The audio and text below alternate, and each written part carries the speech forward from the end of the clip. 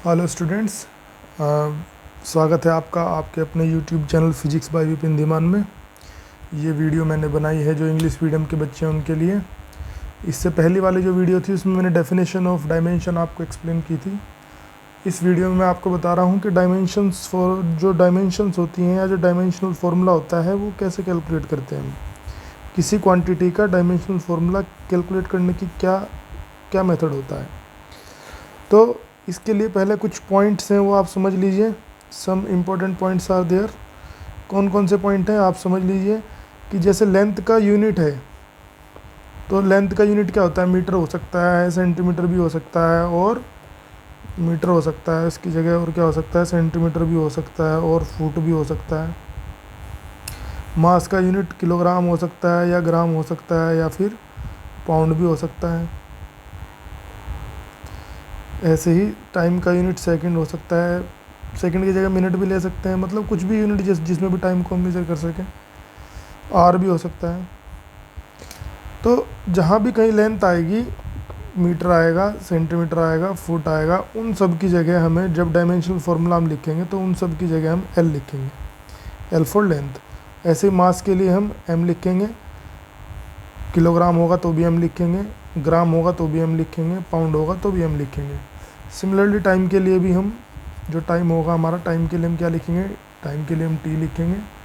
मतलब अगर टाइम हमारा सेकंड में है तो टी लिखेंगे, अगर टाइम हमारा मिनट में है या आवर में है तो भी हम टी लिखेंगे। ऐसे ही एम्पियर के लिए ए लिखेंगे, टेम्परेचर के लिए के लिखेंगे या फिर थीटा लिखेंगे। इनकी ज़रूरत अभी नहीं पड़ेगी हमें, तो इन दोनों को भी रहने देते हैं, जब ज़रूरत पड़ेगी तब देखेंगे। तो बेटा डायमेंशन निकालने के दो तरीके हैं। कौन कौन से दो तरीके हैं वो आपके सामने यहाँ नोट्स पे लिखे हुए हैं। या तो हम फिजिकल क्वांटिटी के फॉर्मूले से निकाल सकते हैं या फिजिकल क्वांटिटी के यूनिट से निकाल सकते हैं। तो मैं आपको दोनों मेथड जल्दी से एक्सप्लेन कर देता हूँ।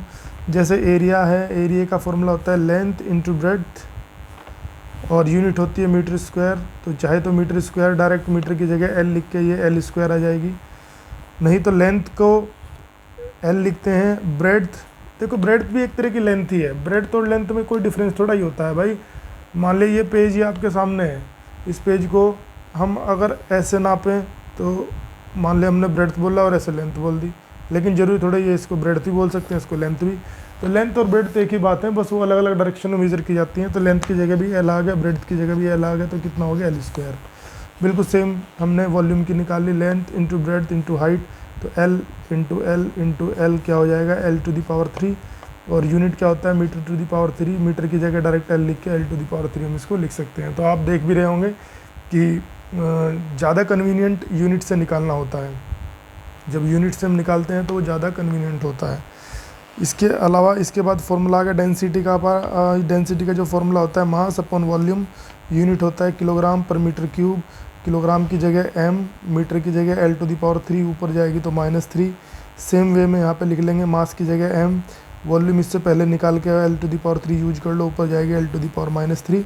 यूनिट्स से निकाल लो या फॉर्मूले से निकाल लो, फॉर्मूला तो दोनों तरीके से डायमेंशनल फॉर्मूला सेम ही आना है। ओके बेटा, तो अब आगे बढ़ते हैं इसमें।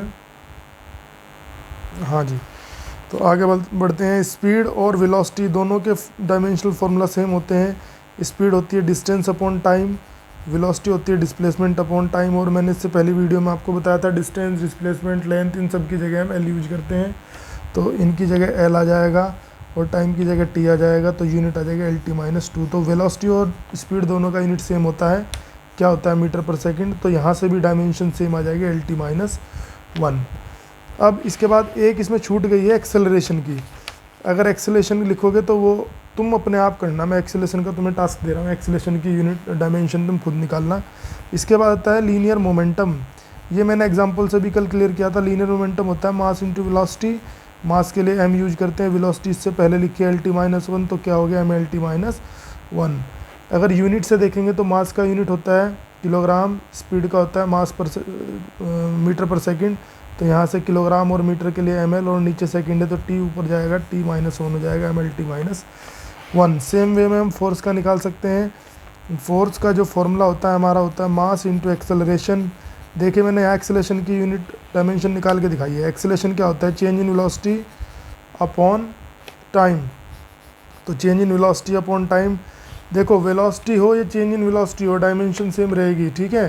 तो वेलोसिटी हमारी जैसे है LT-1 आ गया चेंज इन वेलोसिटी का, और टाइम का क्या आ गया T। मास यहाँ पहले से लिखा था तो m, तो जब सोल्व करेंगे तो आएगा MLT-2। इधर यूनिट से सोल्व करोगे तो और भी इजी पड़ेगा। यूनिट फोर्स का न्यूटन होता है, लेकिन न्यूटन कोई यूनिट नहीं है बेटा। यूनिट तो इसकी ये होती है किलोग्राम मीटर पर सेकंड स्क्वायर। न्यूटन तो नाम है एक साइंटिस्ट का, जिन्हें रिस्पेक्ट देने के लिए इसका यूनिट एसआई सिस्टम में न्यूटन कहलाता है, ठीक है। तो एसआई सिस्टम में मैं आपको बता देता हूँ कि एसआई सिस्टम में जो यूनिट होते हैं मोस्टली किसी साइंटिस्ट के नाम पे होते हैं। तो चलिए आगे बढ़ते हैं। तो किलोग्राम और मीटर के लिए ml और नीचे t² आ जाएगा, और सोल्व करेंगे MLT-2। तो ये मैंने इतने यूनिट आपको सोल्व करके दिखाए, इतने डायमेंशन आपको सोल्व करके दिखाए हैं from units and formula as well. तो आप बुक से या इंटरनेट से कहीं से भी बाकी के जो यूनिट्स हैं वो सोल्व करके देखेंगे। और अगर किसी यूनिट में आपको प्रॉब्लम होती है तो आप मुझे कमेंट बॉक्स में यूट्यूब में कमेंट करके बताएं, मैं आपको वो क्लियर कराऊंगा। Thank you very much.